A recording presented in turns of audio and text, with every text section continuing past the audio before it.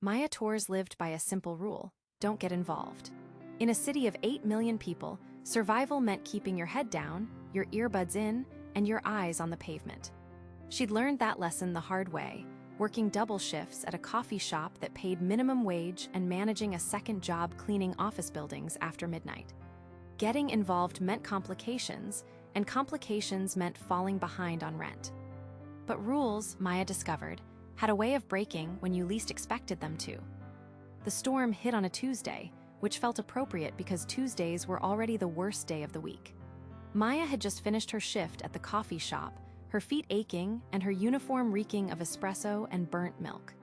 The sky had been threatening rain all day, that heavy gray that pressed down on the city like a warning. By the time she stepped outside, the clouds had made good on their promise. Rain came down in sheets, the kind that soaked through clothes in seconds and turned gutters into rapids. Maya pulled her hood up, knowing it was useless, and started the 15-minute walk to the subway. Her umbrella had broken last week, and buying a new one meant choosing between that and eating lunch tomorrow. She'd chosen lunch. She was halfway down Lexington when she heard it. A sound that cut through the rain and the traffic and the general noise of the city trying to drown itself. A yelp, sharp and desperate, followed by a whimper that made something in her stomach clench. Maya stopped walking. She shouldn't have. She had a train to catch and a second shift starting in 90 minutes. But her feet had already turned toward the sound, toward the narrow gap between a bodega and a laundromat where the streetlight barely reached. The dog was small, maybe 25 pounds, with fur that might have been golden once, but was now matted and dark with rain and mud. It was pressed against the brick wall, shaking so hard Maya could see it from 10 feet away. One of its back legs was held at an odd angle, not quite touching the ground. "Hey," Maya said softly, crouching down despite the puddle soaking into her jeans. "Hey, it's okay." The dog's eyes found hers, and Maya felt her chest tighten. They were brown and huge and filled with a kind of exhaustion that looked almost human. This wasn't a dog that had been lost for a few hours. This was a dog that had given up hope. Maya looked at her phone, 45 minutes until her next shift. The subway was 3 blocks away. She had $17 in her checking account until Friday. The dog whimpered again. "Damn it," Maya muttered. She pulled off her jacket, ignoring the immediate cold that bit into her skin through her thin uniform shirt. She moved slowly, talking in a low voice, the kind she used to use with her little sister when she had nightmares. "I've got you. Come here, I'm not going to hurt you." The dog didn't fight when Maya wrapped the jacket around it. It just trembled, its body so light Maya could feel every rib, every bone. She lifted it carefully, holding it against her chest, and the dog pressed its face into her shoulder like it was trying to disappear. "Okay," Maya whispered. "Okay, we're going to figure this out." She missed her train. She missed her second shift. She walked 20 blocks in the rain because the subway didn't allow dogs unless they were in carriers, and she didn't have a carrier, didn't have anything except a soaked jacket and a determination she didn't know she possessed. By the time Maya reached her apartment, a 5th-floor walk-up in a building that should have been condemned a decade ago, she couldn't feel her fingers. Her teeth were chattering so hard she bit her tongue. But the dog was still breathing against her chest, and that was all that mattered. Her apartment was barely bigger than a closet. One room with a kitchenette in the corner, a bathroom with a shower that only worked half the time, and a window that looked out onto a brick wall. But it was hers, paid for with every hour she worked, every meal she skipped, every time she chose rent over everything else. Maya laid the dog on her bed, the only soft surface in the place, and wrapped it in her blanket. She filled a bowl with water and searched her cabinets for food. She found a can of tuna, the cheap kind that was mostly water, and dumped it onto a plate.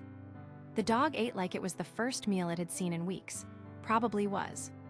Maya sat on the floor, watching, her own stomach growling. She'd been planning to make ramen for dinner, but she'd given the dog the last packet an hour ago. She'd eat tomorrow. It was fine. When the dog finished, it looked at her with those enormous eyes and limped over, dragging its bad leg. It curled up against her thigh, still shaking but warmer now, safer. Maya ran her hand over its matted fur and felt her throat close up. "You're okay now," she whispered. "I've got you, you're safe." She named her Sunny, because even covered in mud and shaking with cold, there was something bright about her. Maya didn't sleep that night. Every time Sunny shifted or whimpered, she woke up, checking her breathing, making sure she was still okay. By morning, the rain had stopped, leaving the city washed clean and sparkling under weak sunlight that felt like an apology. Maya called in sick to both jobs, something she'd never done, and carried Sunny to the free clinic on the other side of the city. The vet was young, tired-looking, with kind eyes and hands that moved gently over Sunny's body. "She's severely malnourished," he said. "Dehydrated. This leg is sprained, not broken, which is lucky. She's been on the streets for a while, maybe a month or more, but she'll recover. You got to her just in time." Maya nodded, relief making her dizzy. "What do I owe you?" "First visit's free. After that, we work on a sliding scale." He looked at her, really looked at her, taking in her coffee-stained uniform and the exhaustion carved into her face. "You're doing a good thing."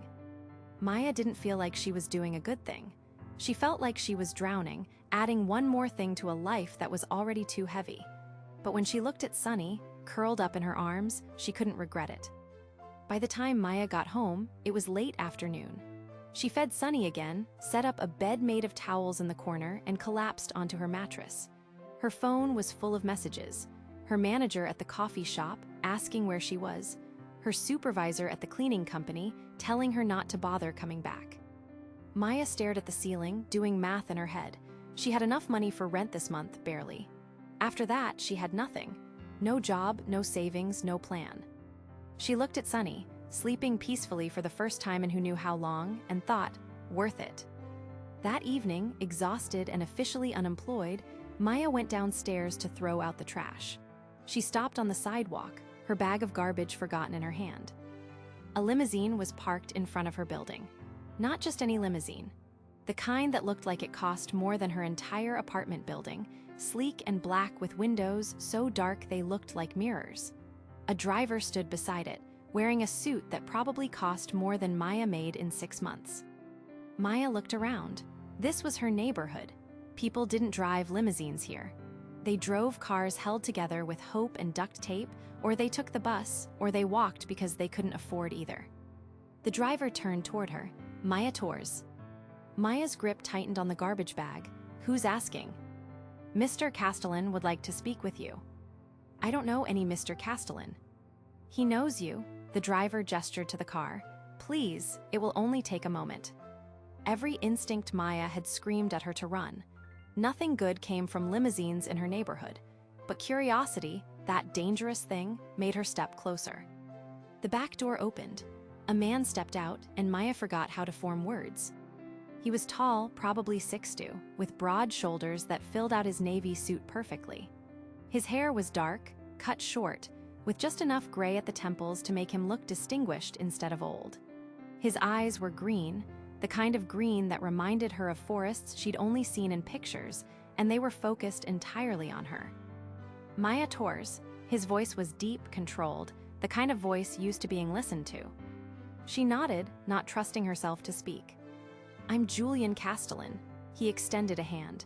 Maya shook it automatically, aware of how rough her hands were, how different from his. "I believe you found my dog." Maya's brain stuttered. "Wait, Sunny, that's your dog." "Sunny," he repeated, and something shifted in his expression, softening it. "I've been calling her Luna. She disappeared 4 days ago during a walk in Central Park, slipped her collar during the storm. I've had teams searching the entire city." Maya's chest tightened. "She's upstairs, she's okay. The vet said she'll be fine." Julian's shoulders dropped, tension releasing. "Can I see her?"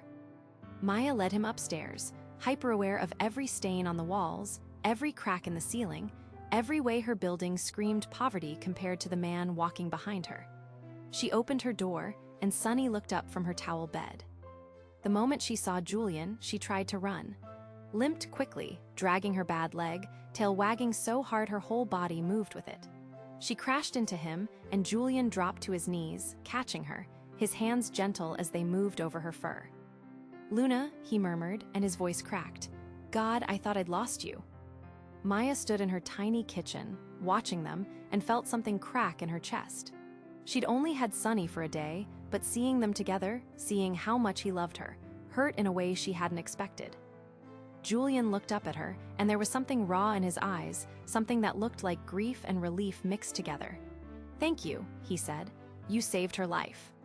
Maya shrugged, uncomfortable. "I just brought her inside." "You did more than that." He stood, Sunny still in his arms. "I want to repay you." "You don't need to." "I want to." He pulled out his phone, typed something. A moment later, Maya's phone buzzed. She looked at the screen and felt the floor tilt. A notification from her bank app. Deposit received, $75,000. "What?" Maya started, but her voice died. "That's for saving Luna," Julian said. "I'll be in touch." And then he was gone, taking Sunny with him, leaving Maya alone in her apartment, staring at her phone like it was a bomb about to explode. The next morning, Maya woke up convinced she'd dreamed the whole thing. Then she checked her bank account and saw the number that didn't make sense, that couldn't be real. Someone knocked on her door. Maya opened it to find a woman in a gray suit, holding a tablet and a leather folder. "Miss Torres, I'm Rebecca Kim, Mr. Castellan's executive assistant. He'd like to invite you to dinner tonight, 7 p.m. at Meridian." Maya blinked. Meridian, that place has a 6-month waiting list. Rebecca smiled. "Not for Mr. Castellan. A car will pick you up at 6:30. Before Maya could respond, Rebecca was gone, leaving her staring at the closed door. Maya spent the day in a panic. She didn't own anything appropriate for Meridian, a restaurant where appetizers cost more than her weekly grocery budget. She ended up at a thrift store, buying a black dress that fit well enough and shoes that only hurt a little. At 6:30, the limousine returned. Maya climbed in, feeling like an imposter, like someone playing dress-up in a life that didn't belong to her. The restaurant was everything she expected and nothing she was prepared for. Soft lighting, crystal chandeliers, waiters who moved like they were performing ballet. Julian was already there, sitting at a private table near the window, Sunny curled up in a designer carrier beside him. He stood when he saw her. "Maya, thank you for coming." She sat, trying not to look as nervous as she felt. "You didn't have to do this." "I wanted to," he gestured to Sunny. "She's been looking for you." Maya laughed despite herself. "I doubt that." "She has. She keeps going to the door like she's waiting for someone." They ordered, and Maya tried to focus on the food, but she was too aware of Julian sitting across from her, watching her with an intensity that made her skin warm. "Can I ask you something?" Julian said. "Sure." "Why did you stop? Most people would have walked past." Maya thought about it. "I don't know, I just couldn't leave her there." Julian nodded slowly. "That says a lot about you. Or it says I make bad decisions." He smiled. "I don't think that's it." There was a pause, and Maya felt the weight of things unsaid. "I looked into you," Julian said. Maya's stomach dropped. "That's creepy." "I know, but I wanted to understand who you are. You work 2 jobs, or you did until yesterday. You send money to your mother every month even though you can barely afford rent. You've been trying to save for college for 5 years. Maya's face burned. "Why does any of that matter?" "Because it tells me you're someone who gives everything and asks for nothing in return." He leaned forward. "I want to help you. You already gave me $75,000. That was for Luna. This is different." He slid a folder across the table. "I'm offering you a position." Maya opened it slowly. Inside was a contract, official and intimidating, with her name at the top. Director of Community Relations, Castellan Foundation. Salary, $150,000, full benefits, education stipend. She stared at the numbers until they blurred. "This is insane." "It's fair. I don't have any experience." "You have something better. You have compassion. You have integrity." He paused. "You have the kind of character I've spent years trying to find." Maya looked up at him. "Why are you really doing this?" Julian's expression shifted, something vulnerable crossing his face. "Because 10 years ago, I was homeless, living on the streets, addicted to pills after a car accident destroyed my life. A stranger helped me, gave me a place to stay, helped me get clean, never asked for anything in return. I told myself if I ever had the chance to do the same, I would." Maya's hands trembled. "I don't know what to say." "Say you'll think about it." She nodded, unable to speak. That night, Maya lay in bed, staring at the contract on her nightstand. It felt impossible, but the money in her account was real. The dinner had been real. Julian Castellan was real. She picked up her phone and typed a message. "Why me? Out of everyone in this city, why me?" The reply came quickly. "Because you didn't hesitate, you saw someone in pain and you helped, even when it cost you everything. That's rare." Maya stared at the words, her chest tight, then she typed back, "When do I start?" 4 weeks later, Maya walked into the Castellan Foundation headquarters wearing a new suit and carrying a confidence she was still learning to feel. The building was glass and steel, modern and imposing, filled with people who looked like they'd been born knowing how to belong. Julian met her in the lobby, ready. Not even close. He smiled. "Good, that means you'll work hard." He showed her to her office, a space with windows overlooking the city and a door with her name already on it. Maya Torres, Director of Community Relations. She turned to Julian, overwhelmed. "I don't know how to thank you." "You already did. You saved Luna." "That was nothing." "It was everything." He stepped closer. "You gave me back something I thought I'd lost, faith in people." Maya's breath caught. "Julian, I know this is fast. I know it's complicated. But I need you to know this isn't just about the job. I haven't been able to stop thinking about you since that night." Maya's heart pounded. "I'm not from your world." "I don't care about worlds. I care about you." She looked at him, at the honesty in his eyes, and for the first time in years, let herself believe something good could happen. "Okay," she whispered. "Okay." Julian smiled, and it felt like the beginning of something. The first 2 months at the Castellan Foundation were intense. Maya coordinated with shelters, organized fundraisers, connected resources to communities that needed them. She was good at it, better than she'd imagined. And every day, Julian found reasons to stop by her office, sometimes for work, sometimes just to talk, sometimes just to see her. They started having lunch together, then dinner, then late nights at his penthouse, talking until the city went quiet outside. Maya learned that Julian wasn't just a billionaire. He was someone who'd clawed his way back from nothing, someone who understood pain, someone who made her feel seen in a way no one ever had. And Julian learned that Maya wasn't just kind. She was fierce. She was brilliant. She challenged him, pushed him, made him want to be better. One night, 4 months after they met, Julian invited her to his penthouse. Maya stood at the floor-to-ceiling windows, looking out at the city spread below like a carpet of lights. "This view is incredible," she said. "It's empty," Julian replied. She turned. "What?" "I mean, it doesn't mean anything. Not until you're here." Maya's breath hitched. "Julian." "I'm in love with you," he said. "I know it's fast. I know we're still figuring this out, but I can't pretend anymore." Maya stared at him, her heart racing. "I'm scared." "So am I. I don't know how to do this." "Neither do I, but I want to try."